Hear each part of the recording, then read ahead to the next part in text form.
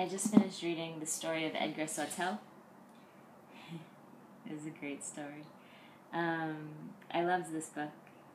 It was beautifully crafted.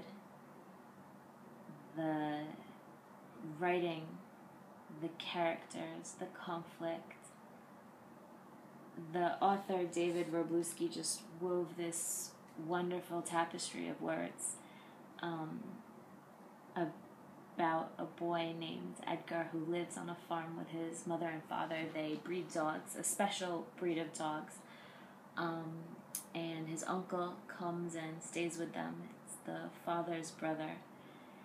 And the father dies under mysterious circumstances, and then chaos ensues. What makes it challenging is that Edgar is mute, so he can't completely communicate some very important pieces of information. He can't transmit information to some people, and I don't want to spoil anything, but read the book. It's wonderful, and the ending is just so tragic, and the whole situation, I don't know if I would say it escalates into madness or it deteriorates into lunacy, but check out the book. There's one line that I read last night that was just beautiful. I loved it. He cracked a Laney's as the twilight drained down the western horizon, and stars began to volunteer in the evening sky. It was just a beautiful choice of words. So the whole book read like that. It was so enjoyable. The beginning is a little slow, and it was hard for me to get into like the first 50 pages. But once I got up to page 100, it was easy. It moves fast. You become invested in Edgar and his trials and tribulations.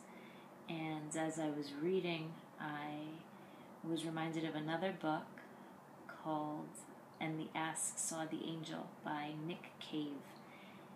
And that book, too, is about a mute boy who faces abuse and tragedy and sorrow for his whole life. And like the ending of Edgar Sawtell, there is just this mad plot at the end that, again, it becomes something beyond imaginable, just horrific and heartbreaking, but powerful and provocative at the same time. And I'm very glad that I read both of these books, so I'm recommending both of them, and a third one as well. The Year of Magical Thinking by Joan Didion, which is nonfiction, and it chronicles the year after her husband dies. And it was beautiful in its simplicity and so sorrowful in its starkness, but worth the read. And just depressing that, like, I know this is a depressing this is a depressing book recommendation list, but all of these books are worth it, and I would even recommend a film to go with it. The film A Perfect World with Kevin Costner, where he plays a convict on the run who has also kidnapped a young boy as he was on his way escaping, and the kid is a Jehovah's Witness who never really had any strong or any real male role models, and Kevin Costner becomes that for him. And it explores the relationship and the bond that they develop through their time on the road together.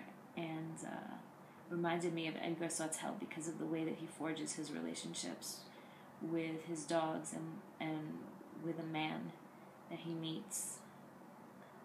I can't tell you too much of it, otherwise it'll spoil. A man that he meets that he stays with for a little while. And also the way that kids are so impressionable. And they are like sponges, and they absorb their environment, and they observe, and then they make their choices. So check out Edgar Sawtell, Ask Saw the Angel, Year of Magical Thinking, and Perfect World. Let me know what you think below. And if you have any ideas or recommendations that you think I should check out next, let me know. Peace.